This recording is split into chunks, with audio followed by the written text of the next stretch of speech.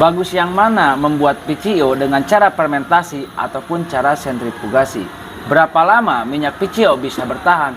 Dan mengapa pembuatan minyak PCO yang saya lakukan itu gagal?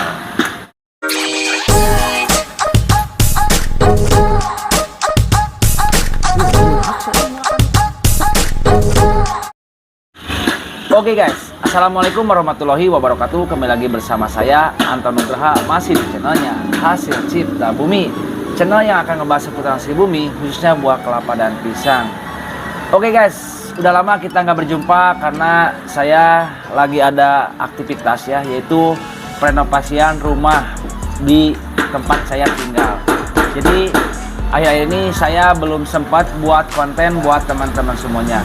Nah, di video kali ini mohon maaf bila mana suasananya agak berbeda karena saya pengen menjawab semua pertanyaan-pertanyaan dari teman-teman kita yang udah mengasih pertanyaan di kolom komentar. Yaitu di video kali ini kita akan membahas pertanyaan mengenai bagus mana membuat PCO dengan cara difermentasi atau dengan cara disentrifugasi.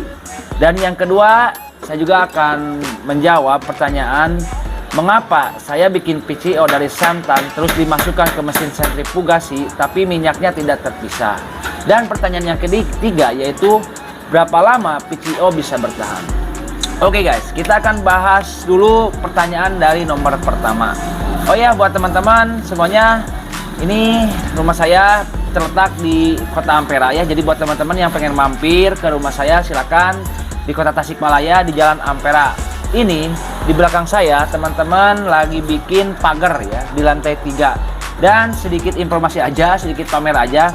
Ini rumah hasil dari saya usaha minyak PCO dan minyak kelapa dan jualan kelapa. Jadi buat teman-teman juga biar termotivasi, buat teman-teman yang mau ataupun mau terjun di bidang hasil bumi khususnya buah kelapa ataupun minyak PCO, itu sangat prospek banget ke depannya teman-teman. Buktinya saya juga bisa mampu sampai saat ini mampu membuat rumah dan alhamdulillah kehidupannya itu cukup layak ya teman-teman.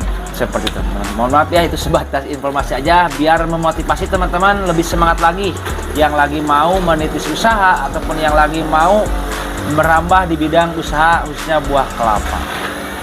Oke teman-teman, kita akan lanjut ke pembahasan. Yang pertama ya teman-teman, bagus mana membuat PCO dengan cara difermentasi atau dengan cara disentrifugasi. Oke, ini pertanyaan sangat bagus teman-teman. Jadi buat teman-teman, pembuatan PCO dengan cara fermentasi ataupun sentrifugasi menggunakan mesin sentrifugal itu semuanya tuh dua-duanya tuh sangat bagus. Tapi lebih bagus dengan cara sentrifugasi. Kenapa? Kalau teman-teman membuat PCO dengan cara fermentasi, yang pertama itu teman-teman akan memakan waktu ya. Karena pemisahan dari si molekul minyak yang tadinya santan biar terpisah antara minyak PCO dan si hampasnya itu membutuhkan waktu kurang lebih 24 jam. Itu paling cepat ya teman-teman, tergantung dari bahan baku kelapanya ya teman-teman. Memerlukan waktu 24 jam. Nah, dalam waktu 24 jam tersebut si molekul-molekul itu akan tercemar ya oleh zat asam ya teman-teman, oleh zat asam. Sehingga si PCO-nya itu akan mengeluarkan aroma sedikit asam ya. Nah, itu kelemahan dari pembuatan PCO secara fermentasi ya. Jadi si minyaknya itu akan memiliki aroma asam dari si santan tersebut. Nah, itu yang pertama. Dan yang kedua, dari segi waktu, teman-teman harus menunggu pengendapan ataupun pemisahan minyak PCO dan si ampas itu kurang lebih 24 jam. Itu tuh paling cepat ya. Jadi tergantung dari si kelapanya teman-teman. Kalau kualitas kelapanya lebih bagus ya mungkin bisa lebih cepat. Tapi kalau si kelapanya kurang bagus dan tuanya itu kurang sempurna, itu bisa memakan waktu sampai 2 hari sampai 3 hari untuk terjadinya pemisahan antara minyak PCO dan hampas ataupun belondonya teman-teman. Seperti itu. Nah, beda lagi dengan penggunaan pemisahan dengan cara sentrifugasi. Kalau dengan sentrifugasi, kita perlu membutuhkan waktu kurang lebih 3 jaman ya. Dari mulai pertama dari kelapa butiran sampai minyak PCO, kita tuh hanya memerlukan waktu kurang lebih dari waktu 3 jam. Dengan 3 jam itu secara otomatis si minyak PCO dan si hampas endapannya itu akan terpisah, karena kita memisahkannya tuh dengan cara disentrifugasi ataupun diputar-putar menggunakan mesin sentrifugal yang sudah saya review di video sebelumnya, teman-teman. Bisa dilihat, bisa dicek di video sebelumnya, kita udah reviewkan, kita udah bikinkan penampakan mesinnya yang sangat sederhana tapi sangat luar biasa ya kinerjanya ya. Jadi seperti itu, teman-teman. Itu keunggulannya ya, lebih cepat. Dan yang kedua, kalau kita menggunakan cara sentrifugasi ataupun dengan alat mesin sentrifugal, itu teman-teman bisa menghasilkan minyak PCO yang lebih fresh dan yang bisa bertahan lebih lama. Kenapa? Karena si santannya itu tidak terkontaminasi oleh zat asam yang dia miliki, teman-teman. Sehingga sebelum zat asamnya timbul, itu udah kita pisahkan terlebih dahulu, teman-teman. Jadi itu mempengaruhi dari kualitas si minyak PCO-nya, teman-teman. Jadi PCO-nya itu lebih fresh, lebih segar, dan pastinya bisa bertahan lebih lama. Jadi mungkin seperti itu, teman-teman, penjelasan cara mana yang lebih bagus untuk pembuatan PCO. Jadi menurut saya tuh yang lebih bagus itu dengan cara sentrifugasi. Nah, itu pertanyaan dari teman-teman kita yang pertama ya, teman-teman. Kita lanjut akan membahas pertanyaan yang kedua ya, teman-teman, yaitu mengapa saya bikin PCO dari santan terus dimasukkan ke mesin sentrifugasi tapi minyaknya tidak terpisah. Oke, ini pertanyaan yang sangat bagus ya, teman-teman. Mungkin beliau udah membeli mesinnya, cuma beliau belum tahu cara pemisahan ataupun cara step by step untuk pembuatan PCO menggunakan mesin sentrifugal.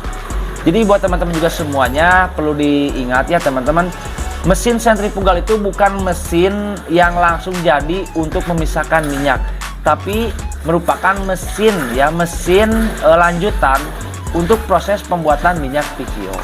Jadi seperti teman-teman, pembuatan minyak PCO dengan sentrifugasi itu tidak dari santan langsung dimasukkan ke mesin, teman-teman. Jadi pas teman-teman bikin santan, itu si santannya itu harus kita dinginkan terlebih dahulu ya, didinginkan terlebih dahulu. Ataupun teman-teman bisa, kalau misalkan teman-teman bikin 5 kilo santan, teman-teman bisa bekukan yang 1 kilonya, teman-teman ya, 1 kilo atau 2 kilonya ya bisa dibekukan. Nah, yang 2 kilo simpan di kulkas dan yang 3 kilo didiamkan di luar ya. Nah, ntar si yang 2 kilo bisa dimasukkan ya, disatukan dengan yang 3 kilo. Nah, habis si posisi santannya udah cukup dingin ya, sedingin air es ya, bukan beku ya teman-teman, tapi dingin ya, sedingin air es. Teman-teman bisa langsung proses selanjutnya, yaitu mixer ya. Jadi sebelum dimasukkan ke dalam mesin sentrifugal, teman-teman harus step tersebut harus dilakukan ya, dari mulai santan didinginkan, terus teman-teman mixer. Kalau bahasa kerennya itu dikuling ya, habis dikuling terus di mixer. Nah, habis dingin teman-teman mixer, bisa menggunakan mixer kue ataupun bisa menggunakan bor. Kalau pengalaman kami di lapak kami di pasar, kami menggunakan bor ya, bor tangan. Dengan depannya itu menggunakan mata bor yang bekas mixer buat ngaduk kue. Nah, habis di mixer kurang lebih waktunya itu 20 menitan. Ntar si santannya itu akan terpisah, teman-teman. Yang air dan si apa tuh yang namanya, yang kayak mentega ya. Saya lupa lagi namanya ya, pokoknya itu kayak mentega dan air. Nah, kalau belum sampai seperti itu, jangan lanjut ke proses sentrifugal ataupun proses pemasukan ke mesin sentrifugal, teman-teman. Diusahain si santannya itu harus terpisah dulu ya.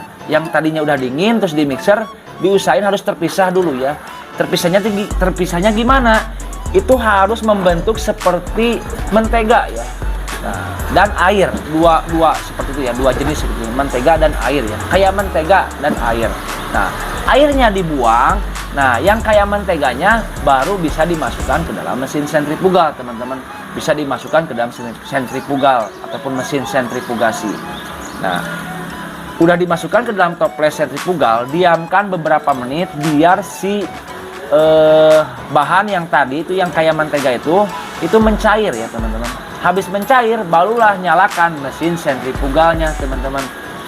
Nyalakan selama 30 menit.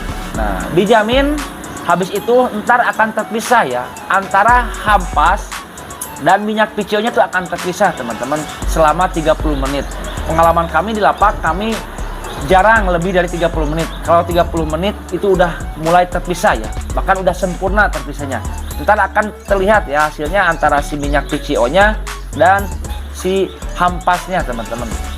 Nah barulah setelah itu si PCO nya dimasukkan ke dalam saringan. Nah saringannya seperti apa teman-teman, udah dilihat di video sebelumnya. Saringannya tuh berbentuk sederhana ya, dari corong. Kalau pengen kepo silakan dilihat di video sebelumnya ya, udah kita jelaskan, udah kita review, dan udah kita bikinkan gimana cara pembuatannya ya teman-teman, biar lebih ekonomis, karena pembuatan saringannya tuh cukup simpel dan sangat mudah teman-teman.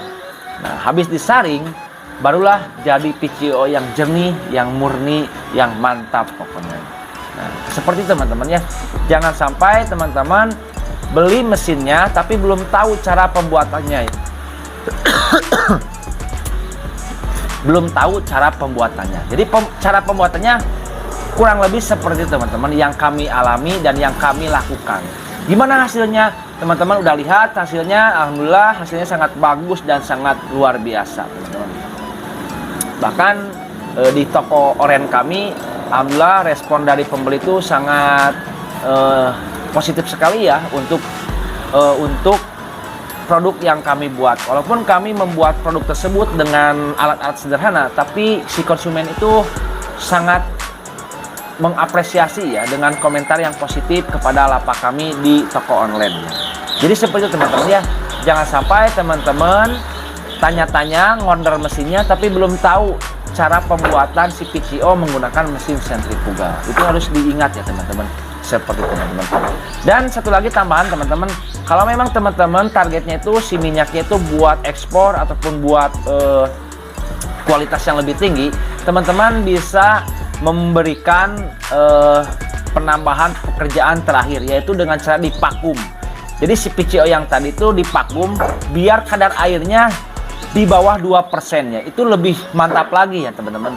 Jadi ntar namanya tuh bukan virgin coconut oil, tapi extra virgin coconut oil ya, seperti itu teman-teman. Tapi itu mungkin kedepannya kalau memang ada marketnya, ada orderan yang minta extra virgin coconut oil, teman-teman bisa melakukan pakuman ya, jadi proses selanjutnya. Mungkin seperti itu teman-teman penjelasannya. Kalaupun memang penjelasannya kurang mengerti, seperti biasa bisa ditanyakan di kolom komentar, ntar kita akan bahas lagi komenan-komenan yang memang harus kita bahas untuk teman-teman semuanya ya teman-teman. Oke, kita akan lanjut ke pertanyaan yang ketiga teman-teman. Berapa lama PCO bisa bertahan? Nah, untuk ketahanan dari PCO teman-teman, ini menurut pengalaman yang kami rasakan teman-teman, tanpa dipakum ya. Tanpa dipakum itu si PCO dengan cara sentrifugal itu bisa bertahan selama 6 bulan. Jadi selama 6 bulan itu si PCO-nya itu seger, aromanya itu tidak tengi dan tetap fresh. Cuma kalau udah 6 bulan biasanya kalau kita tidak menutup dengan rapat si tutupnya, dan kita gular-goler ya, nyimpannya di mana aja dan tersinar matahari, itu biasanya si PCO-nya tuh akan berubah, aromanya itu akan sedikit berubah, yaitu agak sedikit tengi ya. Tapi tenang aja teman-teman, untuk aroma tengi itu tidak mengurangi dari khasiat si PCO tersebut. Masih bisa digunakan, masih bisa dikonsumsi, cuma aromanya itu kurang enak aja dicium ya. Karena udah kalian tahu ya, kelapa itu ada yang namanya itu aroma tengi ya. Jadi seperti teman-teman, tapi tidak mengurangi dari kualitas si PCO tersebut. Kalau saya pribadi walaupun tengi, saya tuh suka memakainya karena itu tidak terpengaruh dari kualitas si PCO tersebut. Cuma aromanya aja teman-teman agak sedikit tengi. Jadi bisa bertahan selama 6 bulan. Beda lagi kalau teman-teman menggunakan proses selanjutnya dengan cara dipakum, itu bisa sampai 1 tahun ya. 1 tahun bahkan 2 tahun itu bisa fresh ya. Karena udah dipakum, kadar airnya tuh udah di bawah 2% teman-teman. Seperti teman-teman ya. Jadi buat teman-teman, mudah-mudahan video ini bisa memberikan pencerahan buat teman-teman yang kemarin Bapak Maman, Bapak Herman, Ibu Miftah yang udah order mesinnya di lapak kami. Terima kasih. Mungkin seperti itu ya Ibu, cara pembuatan ataupun proses pembuatan minyak PCO. Dan buat teman-teman juga mohon maaf bila mana suasananya tidak mendukung dari pembahasan kali ini, karena ya saya juga lagi di rumah ya teman-teman ya. Biar walaupun saya di rumah, saya pengen memberikan terus ya masukan ataupun pengalaman yang saya rasakan di seputaran hasil bumi khususnya buah kelapa dan pisang. Dan bila mana, sekali lagi, bila mana tidak mengerti silakan tanyakan, jangan sungkan, silakan tanyakan di kolom komentar. Udah kita sematkan nomor WA-nya, nomor pemasaran dari minyak PCO-nya, nomor pertanyaan untuk pembahasan pisang dan kelapa udah kita sematkan, nomor-nomornya di bawah, tinggal dihubungi aja. Kita insya Allah akan welcome kepada teman-teman, karena di sini kita pengen berbagi pengalaman yang kami alami selama ini di bidang hasil bumi khususnya buah kelapa dan pisang. Oke teman-teman, mudah-mudahan video ini bermanfaat buat teman-teman semuanya. Seperti biasa, dukung channel ini dengan cara like, komen, dan subscribe bila mana channel ini bermanfaat buat kalian. Sampai jumpa di video selanjutnya. Seperti biasa teman-teman, dikumur dikunyah. Waalaikumsalam semuanya.